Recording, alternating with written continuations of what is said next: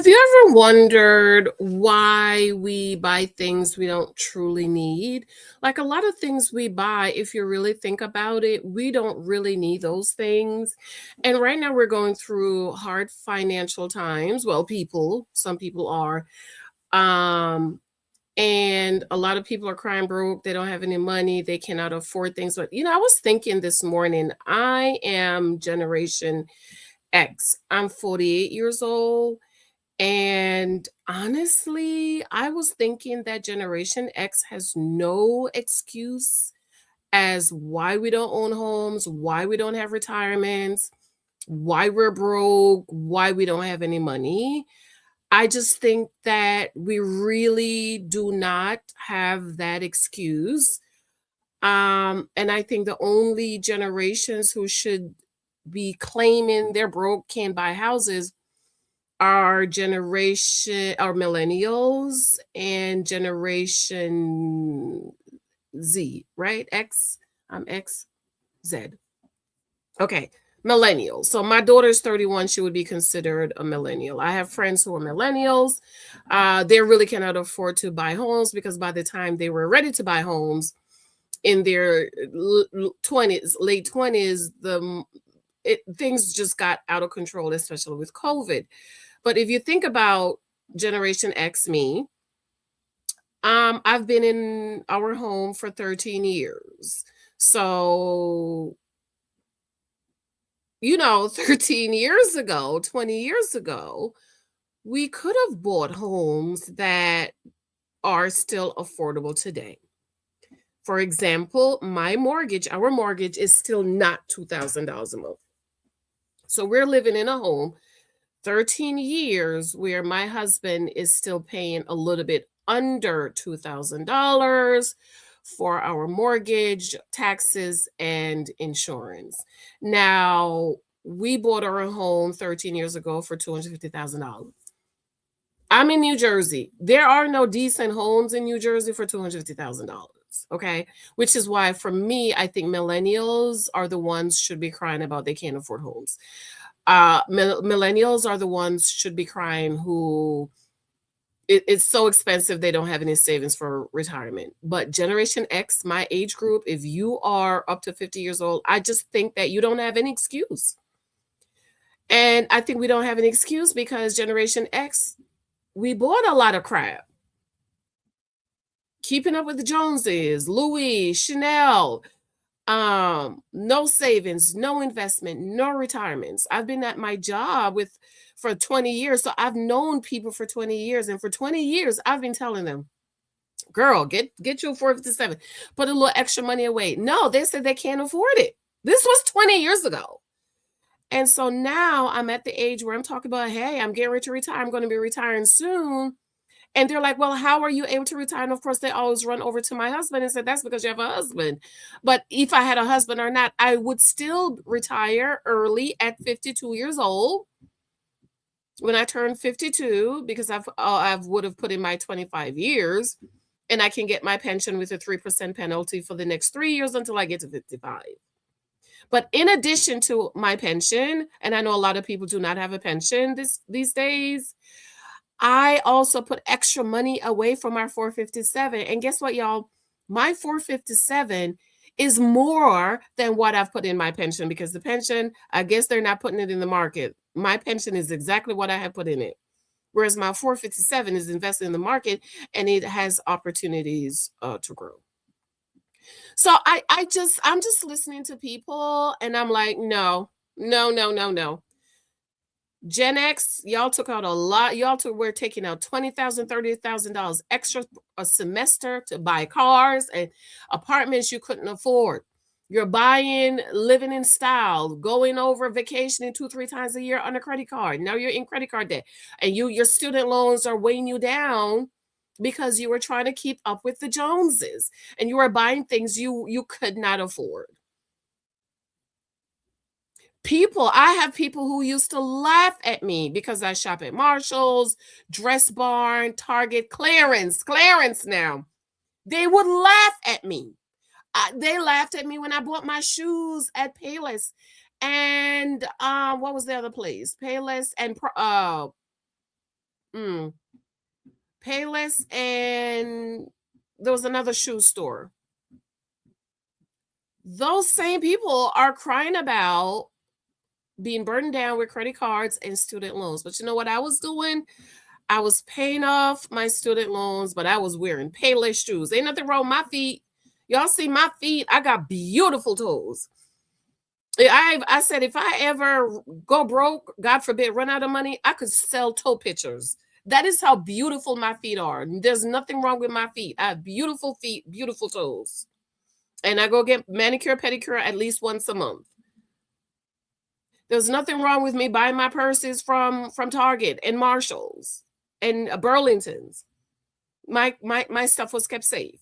There was nothing wrong with me buying a car for cash that I could just drive around to get around town.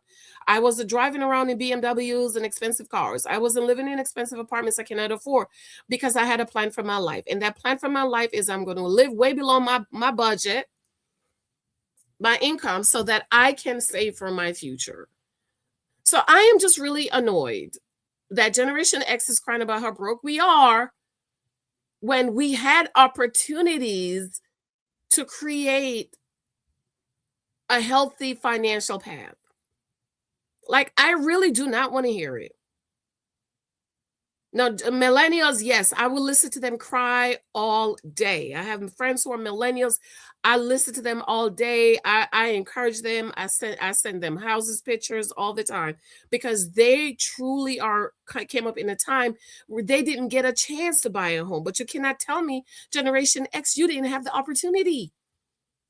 You did have the opportunity, but you couldn't because your credit was jacked up, bundled down with student loans because you were taking out money to buy cars and apartments you could not afford, and laughing at me in my studio apartment driving around in a $2,500 car. So I was able to make those sacrifices so that I can save and have an emergency fund and prepare for early retirement.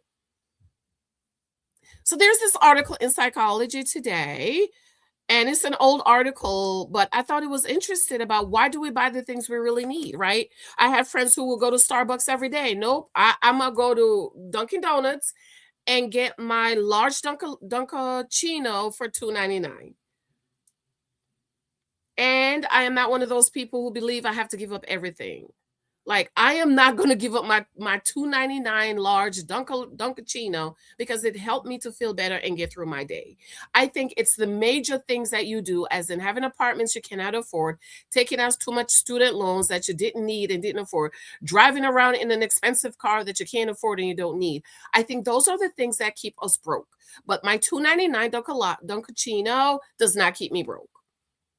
I bought a large Dunkaccino every day for years until I got pregnant with little Michael, and then I couldn't have it anymore.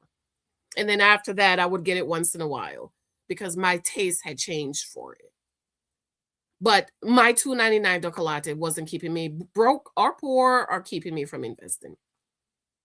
So it says that why do we buy things we don't need? Consumerism has deep psychological underpinnings.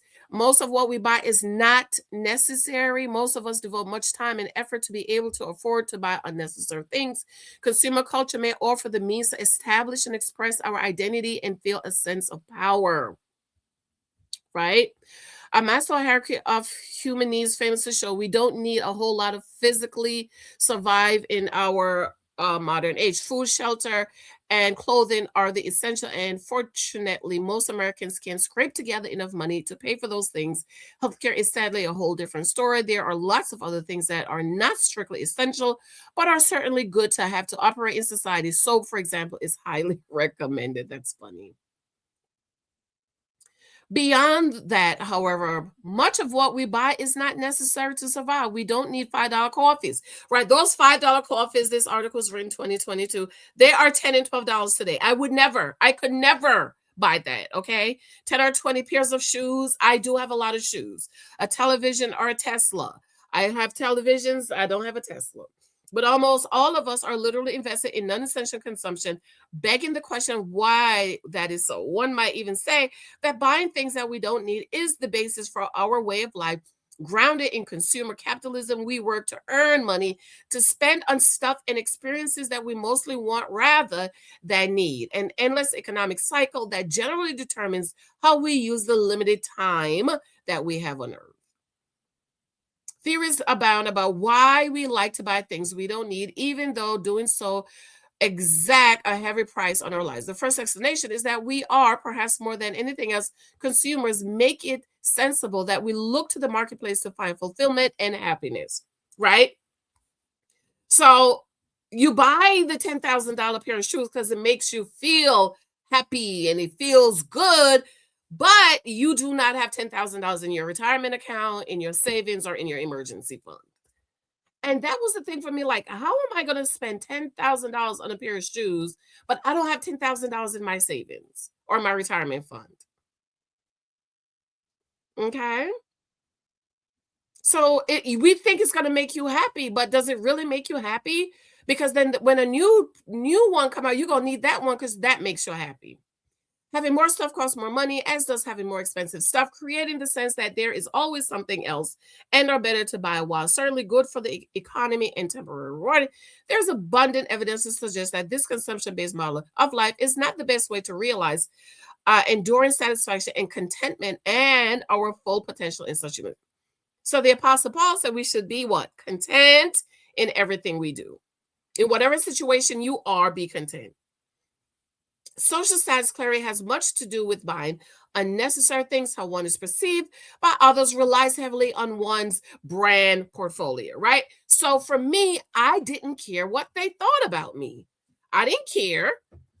I didn't care that they looked at me and said, "Oh, girl, you wearing Payless shoes." It didn't bother me because I had a goal in mind, and my goal was I need to save my money. I just need shoes. It doesn't have to be name brand shoes as long as it's cute for me and it's comfortable. I had no issue wearing Payless shoes. Of course, there is no longer Payless, so I don't buy my shoes at Payless anymore because there's no Payless. So I'm a Marshalls girl, Burlington, Target. That's where I buy my shoes. Okay, my kids could never come to me, will never, little Michael, Lexi, will never come to me and ask for Jordans. They don't know what that is. Little Michael, all little Michael's going to say, Mommy, Miss Gomez said we need black sneakers for gym. Fine. Let's go to Burlington's and whatever we see on the shelf, that's what we buy. Sometime it might have a name brand sign on it. The shoes he has now is a Puma. The for one he had last year, it's a Nautica. But those are shoes that I bought at Burlington's for $19.99 or $24.99 because again, we just need black sneakers for gym.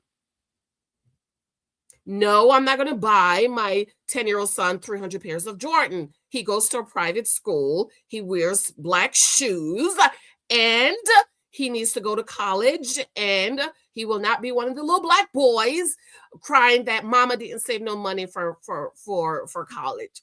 So instead of buying $300 pair of shoes, Jordans for him, we gonna go to Burlington's, get $19.99, $24.99 is the most. I will pay maybe $29.99. And then we gonna put the rest of that $270 in your college fund. So when it's time for you to go to college, you have money in your college fund and you don't have to get in debt. Okay. And I raise my kids. We don't buy name brand stuff. We go to these are the stores we go to. Whatever we find on the shelf is what we buy. Okay. Social critics have pointed out the cost of our keeping up with the Joneses lifestyle. In her book, Overspent American, for example, Julie B. Shore attacked that the term competitive consumerism, arguing that the American way of life was excessively materialistic. We spend more than we realize, hold more debt than we admit to, and ignore many of the moral conflicts surrounding our acquisition. Shore wrote in the 1998 book, all of this in the endless pursuit of status symbols in social climbing. Right. So if you are wearing these expensive name brand things, you have social status and your social climbing. And for me, that didn't matter to me. Like my goal was, as long as I am clean, I don't have holes and I smell good, I'm fine. Still, still there must be considerable value to be found in buying non-essentials of people just wouldn't do it. Consumer culture is a prime way we carve out our identities, individual identities, and it is this that offers clues to the psychological foundation of our spending habits. Material and experimental works represent an excellent opportunity to tell the world and ourselves who we are and who we're not. With each product or service loaded with semiotic meanings, clue to anyone's personality reside in the kind of house one lives in, the car one drives, the clothes one wears, and even the food one eats, making the establishing and expressing of personal identity a key component of superfluous consumption. I was thinking this morning, I don't even shop at Whole Foods. I cannot afford Whole Food prices. The only thing, there's a Whole Food across from my job. The only thing I used to buy at Whole Foods are these cookies. They had these delicious cookies, and I would go to Whole Foods, me and my girlfriends, once a week, and we would buy enough to last us the week. But then I found those same cookies at Stop and Shop. I never went back to Whole Foods. I would buy those cookies at Stop and Shop because they were more affordable and they were the same cookies. So I don't even stop shop at Whole Foods unless I need something specific that they're the only ones that have. But no, the regular supermarkets is just fine for me. So I want to know what you think. Comment below. What do you think? Why do you think we buy the things that we don't truly need? These things. I need a bag that carries my stuff. I need something that's cute. You know, I love colors. So as long as it's a colorful purse and it's cute and it can hold my stuff, I'm fine. I don't need to go buy a $10,000 purse. I like cute shoes. As long as they're comfortable, I'm fine. I don't have a problem. I don't need to go buy $12,000 shoes. So comment below, my dearest cousins. I absolutely love you, adore you. Um, this is, I think I just changed my channel name again, How I Retired Early. Of course, I'm still working. I didn't retire yet, but I will be retiring soon. And my freedom money. You need freedom money. You cannot have freedom money if you are in debt. You're spending every penny. You're wasting your money. You're not saving. You're not investing. You will not have any freedom money. Comment below. I absolutely love you. I adore you. Check out my other channels, Janice Hylton. That is my main channel. Allegedly, Janice is the backup channel to my Janice Hylton channel. And of course, this is How I Retired Early and My Freedom Money. And of course, my Bible study channel. Comment below. I love you. I'll be making more videos for this channel because, as I said, I'll be retiring very soon. And I need to be putting more content over here. Love you. Talk to you later. Bye.